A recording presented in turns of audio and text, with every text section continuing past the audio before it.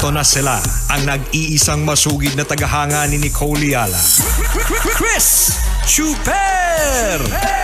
Kasama ang nag-iisang die-hard fan ni Chris Chuper, Nicole Yala! Mula sa Mahiwagang Burnay, ang kwento.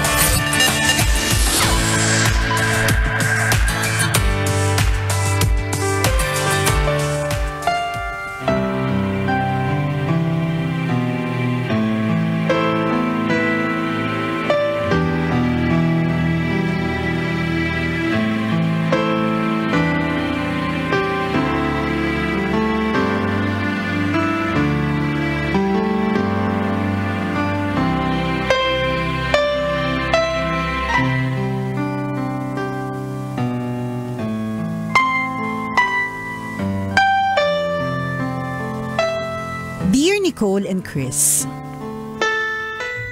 itago nyo na lang ako sa pangalang Marilu. Early 30s at tambalanista mula dito sa Bulacan. May asawa ko at biniyayaan kami ng isang anak na lalaki. Sumulat ako kasi ang dami nyo nang natulungan sa pamamagitan ng mga payo ninyo. Umaasa ako na mapipili ninyo ang sulat ko at mabibigyan din ng payo. Tambalan, ganito po kasi. Nahihirapan ako sa pagpapalaki sa nag-iisang anak naming 5 years old. Magkaiba kasi kami ng estilo ng pagpapalaki ng asawa ko. Halimbawa, para sa akin dapat may limit ang gadget. Hindi pwedeng sobrang haba. Ang dami pa naman kasing pwedeng gawin kesa mag-gadget maghapon.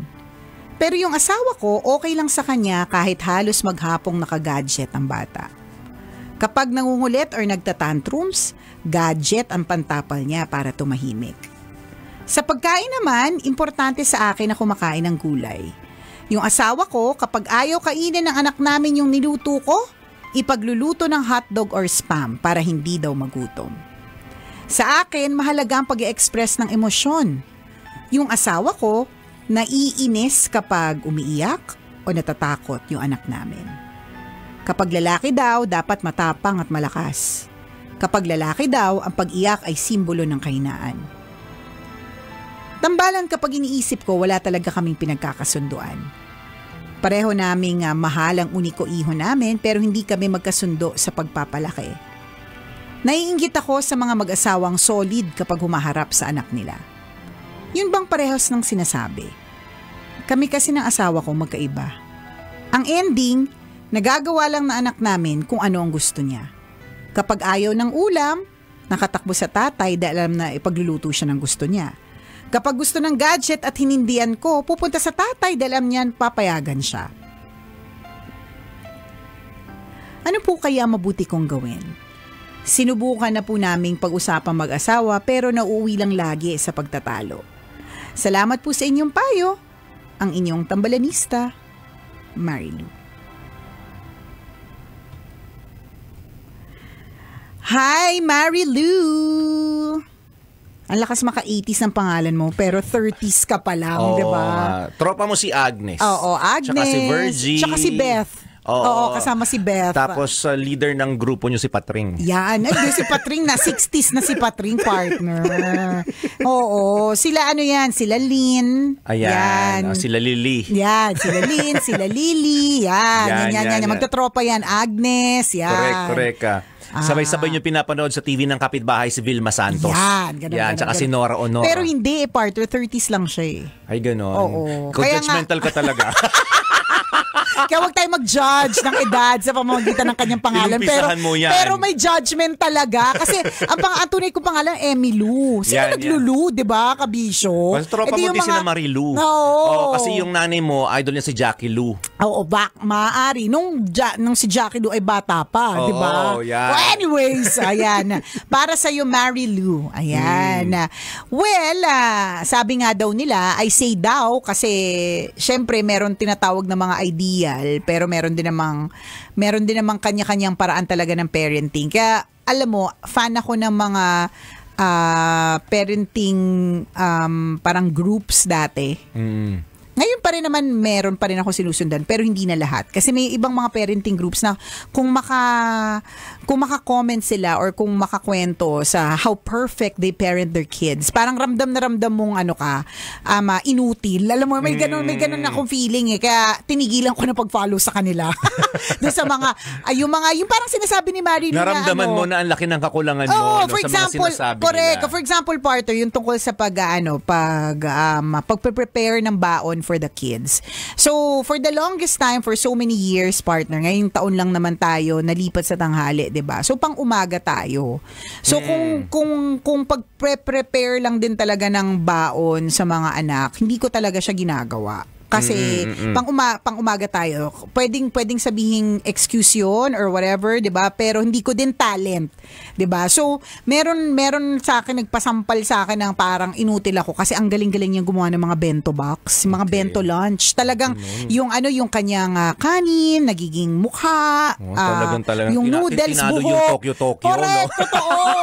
Totoo, wala ngang yung Tokyo-Tokyo partner eh. Wala ngang pa-smiling face yung mga kanin nila, pero ito, yung bento ng kanya partner, talagang yung buhok, noodles, yung tapos mga mga nutritious food, mga ganyan. Ako partner, minsan may mga patago akong dalhin mo tong junk food kasi wala nabibili sa school na gano'n kasi diba bawal ang junk food sa school. Ganyan, patago, eto, kainin mo nang wala nakakakita. May mga gano'n ako. Anak, ilagay mo sa bulsa mo yung mga chicherya. May mga ganun ako. Ganyan. So, tinigilan kong mag-follow doon kasi ramdam na ramdam ko na inutil ako in so many ways na parang, una, hindi ako nakapag-prepare na maayos na baon. Pangalawa, kung nag-prepare man ako, pailalim na nagbigay ako ng chichirya, ganyan. At hindi ko nagawa talaga yung bento. Well, nag-try ako, partner, pero hindi ko siya napanindigan. Mga 3 days lang. Tapos, hindi ko na siya napanindigan kasi kailangan doon, creative ka every time. Para every time, laging maganda, ganun. So, very good kayo doon sa part na yon. Kumbaga parang sana ideally lahat ng parents ganun. So in your case Marilu, ang yung sinasabi kong ideal na setup, ideally dapat talaga isa lang yung ninyo, parang para hindi magkaroon ng kampihan. Sinasabi I say daw kasi nga hindi naman lahat, iba-iba naman kasi talaga eh. So, sinasabi daw na ideally, dapat isa lang para hindi yung ang kakampihan yung tatay or mas gusto yung sa nanay or mas gusto sa ganito, ganyan. Pero, yung pagpapalaki hindi naman, 5 years old pa lang siya eh. Ano ba yan? Madidiscover ninyo sa sarili ninyo na magkakaroon kayo niyan ng common ground eventually. Pero para sa akin normal na may magkaiba ng parenting style. May ganun talaga eh. Oo. Alam mo, for example, sa amin, mas natatakot yung mga bata sa akin pag nagagalit ako kasi bihira. Siyempre, pag bumuka yung bubig mo, sasabihin, ayan yung nanay natin, dragon! Kakainin tayo. Correct. Isa na siyang dragon! Diba? Diba? Ayan na si Godzilla! Correct! Diba? Andiyan na yung Godzilla, lalabas yung mga anak, diba? Sa bibig, sa sobrang laki. Minsan lang kasi ako magalit. As in, minsan lang. Kumpara dun sa tatay nila na para maiksi ang pasensya. So, kung ang galit nun, diba, ay, basta may mga maliliit na bagay na natitrigger siya. Ako kasi hindi masyado kahit hindi halata sa akin, 'di ba? Pero lalo na sa kids, hindi mabilis. Minsan ka lang magalit pero tinutumba mo yung gate ng kapitbahay pag nagagalit ka. So kaya sila natatakot kasi nakakatumba ako ng gate. Minsan lang mga once in 2 years ganyan, pero kaya kong tumamba ng gate. Pero kaya mga minsan bumaha sa subdivision nyo kasi natumba mo rin yung best tank ng village. At bumara dun sa drainage. Ang dahilan kung bakit bumaha hanggang second floor. At nakita yun ng mga anak mo. Yes. Sabi, grabe yung nanay namin, nakakatakot pala pag nagagalit. Correct, wag tayong gagawa ng di tama dyan, di ba? Gugulungan tayo ng di ba? Yung mga ganon. So, may ganon eh. I mean, May magkaiba talaga. May magkaiba talaga eh. Alam nila na mas makakalambing sila, parang katulad ni Marilu. Alam nila na mas makakalambing sila ng gadget sa tatay nila versus sa akin. Kasi sa akin, partner, bago nag-iPhone yung isa kong, bago nag-iPad yung isa kong anak, lahat sila naka-Android. Tapos lahat sila naka-family link. So ibig sabihin, sinet up ko yun. Hindi kasi ako marunong gumamit ng ng iPad eh. Ay ng Apple. Hindi ko siya maintindihan, promise. Ito Kakainin mo lang, ito naman, hirap-hirap pa ba? bakit ba? Grapes lang yung kaya ko eh. Kasi makipot yung bibig ko. Charot. Alam mo, kausap. Ako naman sakay sa'yo. Kasi syempre, alam naman di kita sakyan. Sayang yung joke mo, di ba? Ang ganda doon, kuha mo na kaagad. Syempre! Kaya nga tayo partner for 20 years eh. Di ba? So, yung pagtanga-tangahan muna tayo, gano'n. Ganon, bago sabihin yung totoong advice. So, nawala tuloy ako. So, nung Hindi ka magaling sa Apple. Di ako magaling talaga sa Apple. Di ba sabi niya, sabi daw nila, once you go Mac, you can't go back. Parang ganon. So, sabi ko, nung nagka-MacBook ako, di ko talaga siya gets. Ito nga partner, yung bagong ginagamit natin dito sa office, yung Outlook, nawawala lahat ng email ko. Naliligaw ka. Naliligaw ako. Sabi ko, di ko ito naiintindihan. Nakakaloka. So anyways, nung Android sila lahat, bago siya nagkaroon ng iPad niya, controlled ko talaga. Talagang super search ako paano makontrol. So meron akong family link na app. So, ibig sabihin, kaya ko iset yung limit nun. So, kunyari, pag weekdays, 30 minutes lang ang gamit. Mag-off na. Hindi siya mag-off pero hindi mo siya magagamit. Parang mag-emergency siya, mood, parang ganun lang siya na ang pwede lang gawin sa kanya makatawag. Kasi hindi mo na magagamit. Mag-gray yung screen. Parang ganun. So 30 minutes. So controlled ko. Kung medyo good mood ako, pwede kong bigyan ng 1.5 hours a day. Tapos nakikita ko kung ano yung mga dina-download na mga app. So makikita ko na gano'ng katagal ba tayo magkukwentuhan dito? Baka overtime na tayo. Ay, akala ko live kasi to. Ay, di pala, pala to. For Friday pala to. Radyo pala to.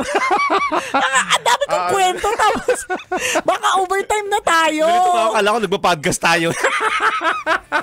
Ibang topic na pala to. Iba na.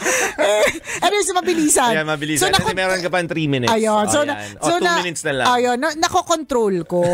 Ganon. So, nung nagkaroon na ng ibang naging Apple na partner, hindi ko na makontrol kasi Android ako. Parang gano'n. Baka may way naman pero ayoko nang alamin. Outlook nga, hindi ko naiintindihan. Ngayon ko alam narinig yan eh. Hindi lang, nakakaloka. Bakit kasi pabago-bago pa ng email? Gumaga naman yung dating email. Kaya nga Gmail is life. Diba? Ito na, nakakaloka. All the while, nasend ko yung bagong programming schedule natin noong Lunes. Hindi pala siya nasend. Pero dun sa Gmail ko, nasend siya. Kasi nga naka-Outlook nga lahat. So wala nakaalam na boss natin na bago na yung schedule ng mga tao dito. Nalilito ako. So anyways, dami mong kwento. Dami kong kwento. So anyways, ganyan. Kumusta naman yung mga guards sa nyo? Hindi, babalik tayo. Kumusta mo pinuntahan mo kagabi? Okay pa sila? Binabalik ko na. May 1 minute na lang ako. So may mga kakaiba. Kaya ako na-mention yun. Dahil dyan, mas lumalapit sila sa tatay niya pagdating sa gadget time. Kasi alam nila pagbibigyan. Paano? Yung asawa ko rin, ang lakas din gumadget. Diba? Parang ganun. Pero, hindi naman kami yung parang nagtatalo over it. Meron maaari magtalo. Sasabihin ko, ay, ang kakagadget kasi pinapayagan mo. Ganun. Pero hindi para masira na yung relationship namin. Correct. So, ibig sabihin, merong way to meet halfway. May common ground kayo. Ma-achieve nyo yan. Bata pa naman si Bagets eh. Kaya nyo yan. Yun lang yun. Basta usap kayo, kaya nyo yan. Malalaki na kayo. Lalaki na ninyo yan. Gawa-gawa kayo ng bata kasi hindi nyo alam paano. Siya, napagalitan pa kayo. Exit na kami. Muli ako po ang inyong kumikinang ina na si Nicole Yala. At ako naman si Cambio King Chris Chuper. Na nagpapaalala, walang matatag na relasyon sa malanding may determinasyon. Yun. Ito, FB Live na. Ayan, FB Live. Oo, ng mga 5 minutes. So may common ground kayong meron yan, ma-achieve nyo yan. Sa una talaga, kaya nga, I say this na pag halimbawa nagkakaroon kayo ng mga issues tapos early on in your married life, huwag kayo mag-give up. Kasi eventually, Palakasan dapat yan. oo, Kapit sa isa't isa. kapit lang. Hindi talikuran. Oo, kapit lang kasi magagawan nyo ng paraan yan eh. Parang wag agad, bawa ito kay Marilu, wag agad give up na, wala na, hindi na kami. Ilalaki pa yung bata. Hindi pa nga siya teenager eh. Naku, patay tayo dyan pag nag-teenager na. Yan ang lagi sinasabi ng mga friends ko. Brace yourself for impact pag naging teenager na. So, kung ano man yung mga hindi namin pagkakasundo na mag-asawa sa pagpapalaki kay Princess, good luck talaga pag nag-teenager na. 'Di ba? Yung mga ganun. And you'll learn it as you go along. Correct. Yun lang yun. Yung learning dyan, it's a continuous learning process. Yes. Yung pagiging parents. Hindi pwedeng kahit nakuha mo na yung right template today, ay applicable na siya all throughout your lives. Hindi. Maaari nakuha mo yung template ngayon, ito na pala yung formula na gagamitin ko para sa anak ko o kaya sa asawa ko. Maaari mabago yan next week kasi nababago yung perspective ng tao, Tama. nababago Sitwasyon. yung environment, nababago ang sitwasyon. So it's a lifelong learning process, yung pagiging parent. And totoo din yun that there's no such thing as one size fits all. Oo, na parang perfect. And ako, Correct. mag-unfollow na kayo dun sa mga ganon. Charot. Kasi kunyari, halimbawa, yung parenting style ko ay different sa parenting style ni partner. At hindi ko pwedeng sabihin na, pwede Mas ako tama mag-suggest, siya. pero hindi ko pwedeng sabihin, ito yung tamang gawin mo. Kasi effective sa anak ko. Magkaiba kami ng anak. Magkaiba kami ng environment. Yes. Diba? So, maaaring hindi. Pwede mong kunin, pwede mong itry, pero hindi ibig sabihin nun proven effective. Yes. Kasi yun lang yung applicable sa'yo. Kasi ganun mo kakilala yung anak mo. For example, yung sa anak ko, pag wala ako, yung may kasama kami sa bahay na pinapahiram pala ng cellphone, hindi ko alam. So pag uwi ko ng bahay, kumukurap-kurap yung kala ko Mata. ilaw lang kumukurap-kurap, pati pala mata ng anak ko. So sabi ko, nagsi-cellphone ka, no? So hindi niya sinasabi until sabihin nung kambal na, daddy yan nagsi-cellphone kasi pinapahiram ni ganito.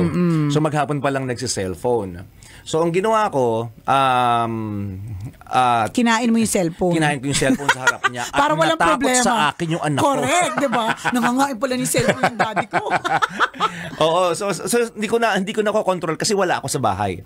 So ang ginawa ko, kumuha ako ng picture ng bata na namumula yung mata. Tapos lumuwa na yung isa. Yung mga nakakatakot na picture ng bata. correct. Sabi ko, you know what? This will happen to your eyes if you don't stop cellphoning. Galing mo mag-English. Cellphoning. Galing mo mag-English as a parent. I'm so proud of you. So stop cellphoning. Sabi ko ganon. Oo. Natakot siya, really, dad. Tapos one time, paggising niya, natutulog siya, nilagyan ko ng panda eyes. Nilagyan ko ng pentel pen yung ganito. Yung mata niya. Oo. Tapos paggising ko, oh my God, what happened to your eyes? Sabi ko, Ang itim-itim sabi, look na. at your face on the mirror. Anak, pagtingin niya sa salamin, itim na itim yung ganito niya. So natakot siya. So, effective naman. Yan. Kasi kaka-cellphone. Yan. Effective Nung bata naman. yun. Oo, Nung bata siya. Umepek Oo. na kasi natakot nung una. Oo. This might be wrong for other parents kasi pangit yung nananakot. For some. Pero sa akin po, ginawa ko yun.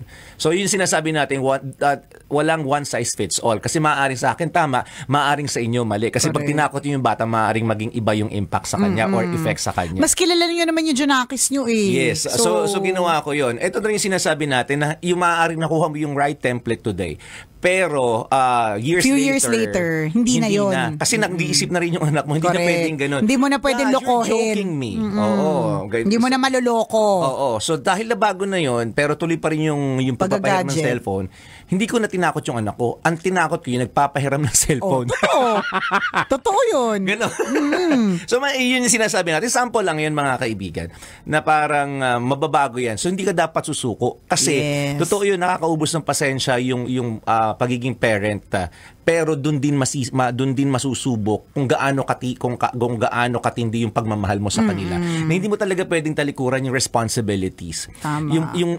Yung doon din masusukat kung gaano mo kayang gampanan pala yung responsibilities mo. At hindi po yun natatapos. Hindi mo pwedeng sabihin na, ay, ayoko na, naiinis na ako sa iyo, anak, pagod na akong alagaan ka, uwi na ako sa amin. Tatalikuran na kita, bahala na yung tatay mo sa iyo. Hindi pwedeng ganoon. O bahala na yung lola mo sa iyo. O kung sino man yung pwede mag-alaga Oo, sa'yo. hindi pwedeng ganun. Di ba? Binuo nyo yan yan eh. Tinanggap nyo yan eh. 'Di ba? Anak nyo nga. So hindi pwede kahit gaano katigas yung ulo niyan, kahit gaano kakulit yan, kahit gaano nakakainis yung galawan ng anak mo.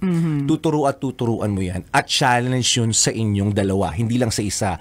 Hindi lang sa nanay, hindi lang sa tatay, kundi sa inyong dalawa being parents. Oo. So hindi natatapos yan. Wag mo susukuan. Masusubok Ano lang talaga yung talaga, pasensya nyo. correct. Ano lang ka talaga, parang nasubok lang talaga yung pasensya mo kasi nakakainis nga naman magkaiba kayo, di ba? Oo. Pero makukuha nyo rin yung tamang timpla eventually. Yes, meron yan. Meron For yan. sure, Tsaka for hindi lang sure. naman yan yung life nyo. I mean, basta magagawa nyo ng paraan. Correct. Basta yun, wag kang in other susuko. words. Wag mong susukuan yan. Wag mong susukuan. Yes, sa true Huwag mo love. sasabihin, ayoko na, pagod na ako. Di ba? Ikaw na bahala.